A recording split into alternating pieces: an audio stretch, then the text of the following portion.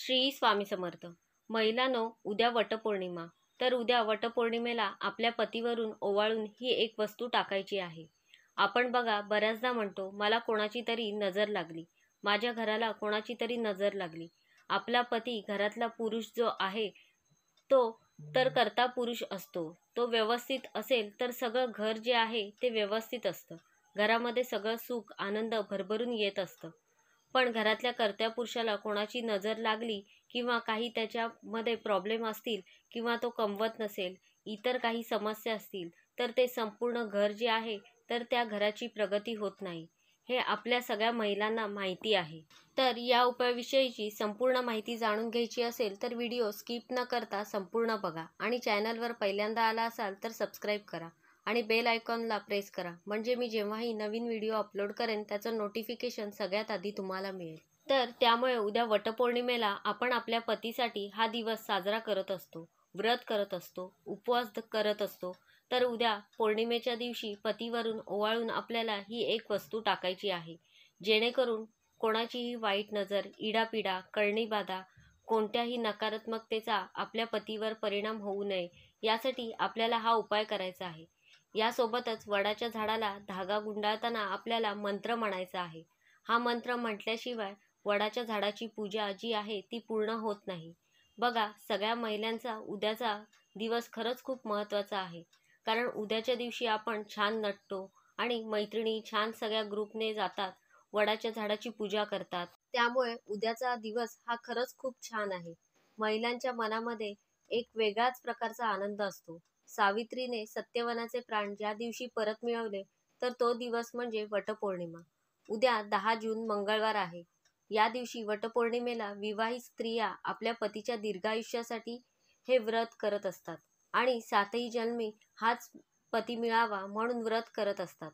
वडाच्या झाडाची पूजा करत असतात आणि परमेश्वराकडे आपल्या सुखी संसारासाठी, आपल्या मुलांचं, संसाराचं, नातवंडांचं सगळ्यांचंच व्यवस्थित व्हावं यासाठी प्रार्थना देखील करत असतात. आणि यावेळेस काही नियमांचं पालन पण करत असतात. कारण शुभ दिवशी आपण काही या नियमांचं पालन केलं तर त्या व्रताचं, त्या दिवसाचं आपल्याला संपूर्ण फळ मिळते. यासोबतच काही चुका आपल्याकडून होऊन द्यायच्या नाही आहेत.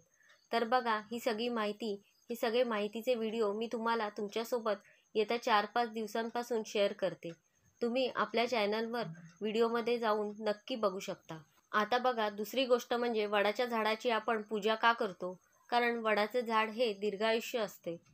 खूप दिवस ते झाड जगत असते आणि ते पवित्र झाडांपैकी एक मानला जातो. म्हणून वडाच्या झाडाला 7 फेरे मारून आपण देवाकडे प्रार्थना करतो की या झाडासारखं आयुष्य माझ्या पतीला मिळू दे, माझ्या पतीची प्रगती होऊ दे.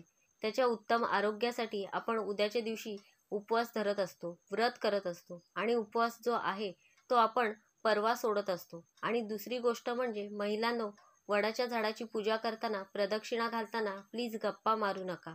सोबत मी मंत्र देते, तो मंत्र तुम्ही एकदा तरी म्हणायचा आहे. मोबाईलमध्ये बघून तुम्ही म्हटला तरीसुद्धा चालेल, पण हा मंत्र म्हणायचाच आहे. या मंत्रामध्ये सर्व काही आहे, जे आपण परमेश्वराकडे मागणं घालतो तोच हा मंत्र आहे. आणि दुसरी गोष्ट महत्त्वाची म्हणजे उद्या पतीवरून कुठली गोष्ट ओवाळून टाकायची आहे. हा उपाय तुम्ही सकाळी करू शकता किंवा संध्याकाळी करू शकता. मिस्टर ऑफिसला जातात, ते रात्री आले 7-8 वाजता तरीसुद्धा चालेल. कारण बघा, उद्या पौर्णिमा जवळपास 11:30च्या आसपास लागते आणि ती दुसऱ्या दिवशी 11 जूनला 1 वाजता संपते. तर त्यामुळे तुम्ही उद्या संध्याकाळपर्यंत म्हणजे 10 जूनला रात्री तुम्ही उशिरापर्यंत उपाय केला तरी पण चालेल. संध्याकाळी जेव्हा मिस्टर ऑफिसमधून वगैरे येतात त्यानंतर त्यांना हातपाय धुवायला सांगायचं आहे आणि एखाद्या आसनावर त्यांना बसायला सांगा. जसं आपण वाढदिवसाला बसवतो त्याप्रमाणे आसनावर किंवा पाटावर बसायला सांगा. मिस्टरांच्या कपाळाला तुम्हाला हळद कुंकू अक्षदा लावायचे आहेत, दिवा ओवाळायचा आहे आणि त्यानंतर तुम्हाला हातामध्ये मुठभर तांदूळ घ्यायचे आहेत आणि क्लॉकवाईज 3 वेळेस आपल्याला फिरवायचे आहेत. यावेळेस तुम्ही श्री स्वामी समर्थ म्हणा, कुलदेवीचं नाव घ्या, मनामध्ये काहीतरी मंत्र, स्तोत्र म्हटलं ना, मग बाकीचे विचार येत नाहीत. 3 वेळेस क्लॉकवाईज तुम्हाला ते तांदूळ फिरवायचे आहे आणि नंतर हे तांदूळ तुम्ही तुमच्या गॅलरी असेल, टेरेस असेल, एखादा पत्रा असेल तर तिथे जाऊन तुम्हाला टाकायचे आहेत की जेणेकरून पक्षी वगैरे ते खाऊन घेतील. कोणाच्या घरादारासमोर कोणाला त्रास होईल अशा ठिकाणी अजिबात टाकू नका. कारण जेव्हा आपण काही उपाय करतो ते आपण आपल्या चांगल्यासाठी करत असतो. कोणाच्या वाईट हेतूने कधीही काहीही करू नका. आपण आपल्या चांगल्यासाठी करतो, मग कोणाला त्रास होईल असं काहीही वागू नका. तर त्या उपायाचा काहीही उपयोग होत नाही. आणि बघा, चांगली वाईट वेळ जी आहे तर ती कधीही कोणाला सांगून येत नाही. आज तुमच्या पतीमध्ये तुमच्यामध्ये सगळं व्यवस्थित असेल, अगदी एकमेकांवर प्रेम असेल, तरीसुद्धा तुम्हाला उपाय करायचाच आहे. आणि तुमच्यामध्ये काही गैरसमज झाले असतील वगैरे, तरीसुद्धा हा उपाय करा. कारण काय, कधीकधी बघा, घरामध्ये वाईट नजरेचा, नकारात्मकतेचा इतका प्रभाव झालेला असतो की पती पत्नीमध्ये साध्या साध्या गोष्टींवरून सुद्धा भांडणं व्हायला लागतात. मग त्यासाठी पौर्णिमेचा दिवस बघा, माता लक्ष्मीचा दिवस असतो. या दिवशी आपण बरेचसे उपाय करतो की जेणेकरून माता लक्ष्मीचा आशीर्वाद आपल्याला मिळेल. आणि माता लक्ष्मी बघा, धन असं नाही, माता लक्ष्मी ही सर्व गुण संपन्न आहे.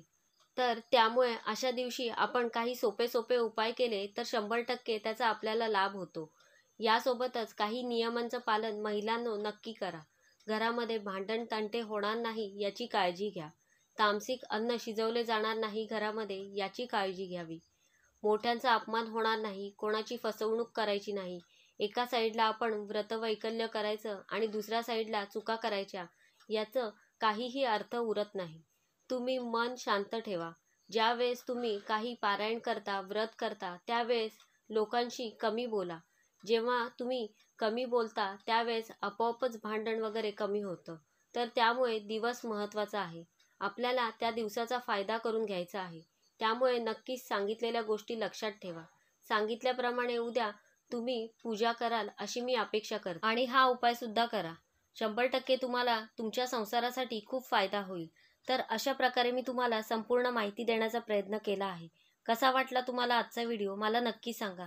आवडला असेल तर लाईक करा, जास्तीत जास्त लोकांपर्यंत शेअर करा आणि असेच छान छान व्हिडिओ पाहण्यासाठी आजच आपल्या स्वामी माझे गुरु या चॅनलला सबस्क्राईब करा. धन्यवाद.